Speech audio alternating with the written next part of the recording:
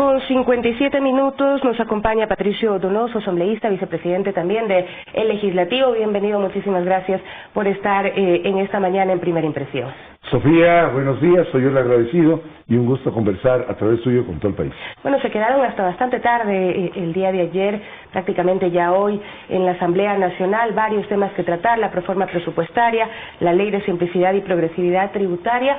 Bueno, ¿qué podemos destacar de la jornada de ayer en la Asamblea Nacional? ¿Cómo la califica usted? En efecto, nos quedamos hasta bien tarde, como ha sucedido en los últimos 2 meses, porque esta ley, la primera, llegó el 18 de octubre y durante 2 meses hemos trabajado en la comisión y también en el plenario, por supuesto, hasta altas horas de la noche, y finalmente se aprobó la ley, la segunda, aquella que vino después del equivocado archivo. Y digo equivocado archivo, hace ya casi un mes, porque eso provocó el hecho de no debatirlo totalmente y no votarlo por tramos, como yo propuse, tampoco que entre por Ministerio de Ley, provocó la súbita subida del riesgo país. Así y eso es malo para el Ecuador, porque los créditos se encarecen, vienen menos inversiones, menos generación de empleo. Aún así había que analizar y estudiar todos los temas, ¿no? Así es, finalmente se aprobó este proyecto con casi 50 artículos y 12 de los puntos vetados por el presidente de la República. Y es bueno saber que los becarios del país serán beneficiados. Nosotros por eso es que apoyamos este proyecto en la parte pertinente a la remisión de intereses, multas, recargos, gastos administrativos de casi 10,000 becarios que no pueden pagar. Estamos contentos con el hecho de que se eliminó por fin la absurda figura del anticipo del impuesto a la renta, que provocaba que muchas empresas, sobre todo medianas y pequeñas, Sofía, pagasen impuesto a la renta sin haber tenido renta, nada más absurdo. Les quitaba capital de trabajo, incluso muchas tuvieron que recurrir a un crédito, es más, al chulco para poder pagar esa obligación tributaria que hoy se ha eliminado de forma definitiva, y eso es bueno. Lamentamos que no se haya eliminado el impuesto a la salida de divisas, que fue un impuesto colocado por el gobierno de Rafael Correa, que nos decían intentaba evitar la salida de divisas. No, señor Correa, no se evitó la salida de divisas con ese impuesto, se encareció la salida de divisas y se encareció la producción o casi toda la actividad productiva en un 5%. Siempre lo digo yo, y mil disculpas quien ya me ha escuchado, pero Correa tuvo la habilidad de devaluar el dólar en el Ecuador en 95 centavos. Por tanto, este proyecto tiene cosas buenas, no nos gusta totalmente, sin duda alguna, no hay proyecto perfecto, pero es bueno lo que le acabo de decir, más allá del apoyo que a través del veto se logró ayer casi por unanimidad a los nuevos emprendimientos, al sector agropecuario, que tendrá, por supuesto, mayor capacidad de vender sus productos a un determinado porcentaje sin pagar IVA. Pero precisamente, ¿cuáles son los detalles de esta normativa que podrían beneficiar a estos sectores productivos, sobre todo porque el objetivo del gobierno nacional, según han dicho, es el crecimiento económico del país, tomando en cuenta la situación actual y las necesidades para el próximo año de mejorar, porque las cifras pues tampoco son tan buenas, las del Banco Central del Ecuador, cuando manifiestan que habrá un crecimiento de apenas del 0.6%. La situación del país económicamente es crítica, sin duda alguna,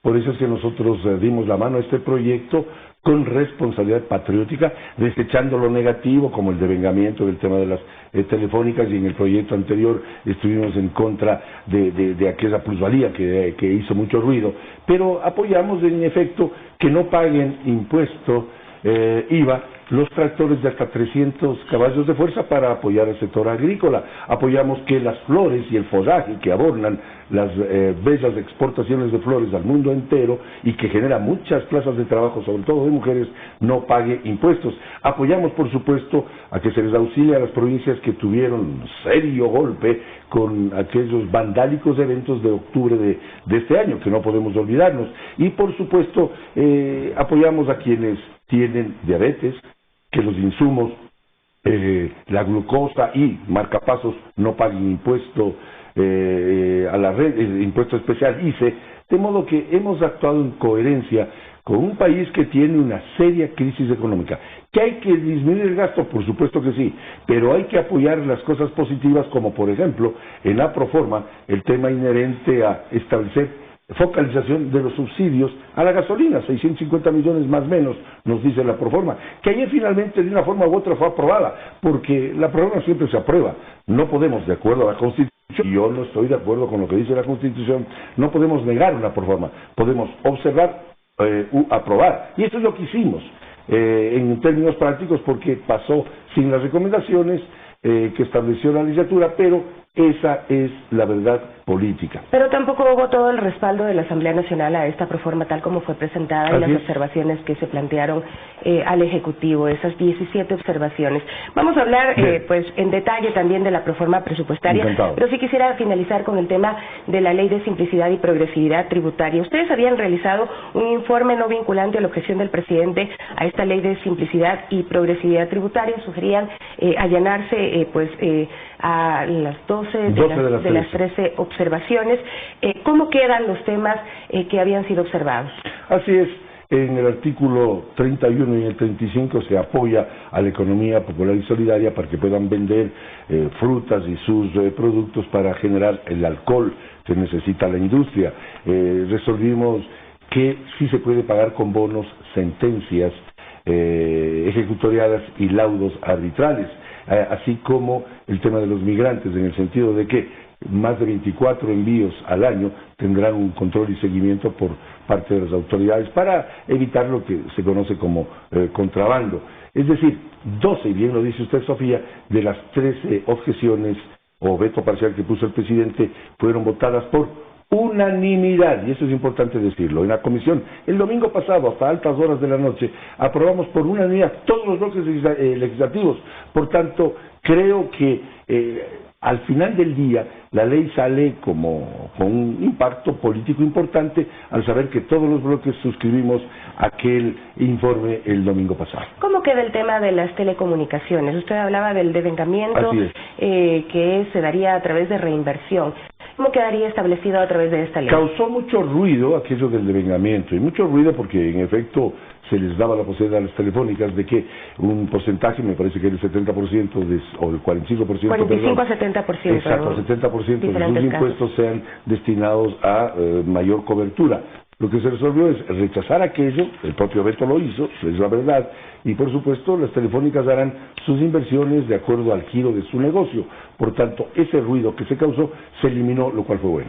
En el caso de los impuestos a consumos especiales, ¿cuáles quedarían grabados que antes no estaban establecidos? Mire, algo que es importante saberlo, se elimina el pago de los temas de matriculación para muchos vehículos que fueron deshuesados, destruidos, incluso aquellos que legalmente fueron declarados robados, a fin de facilitar a la gente. Es un problema diario que lo tiene casi todo ecuatoriano. Vende un vehículo, le pierde la pista y al final del día se entera años después de que está debiendo valores de matrícula y otros impuestos. Por tanto, eso se eliminó y fue una gestión que hicimos pues en la comisión.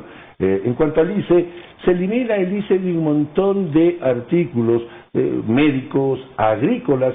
Casi todos los aperos que necesita el agricultor, y yo lo soy, pasarán, se elimina su impuesto a consumo especial o a IVA, según corresponda, de tal manera que sí hay remisión de muchos o eliminación de algunos impuestos.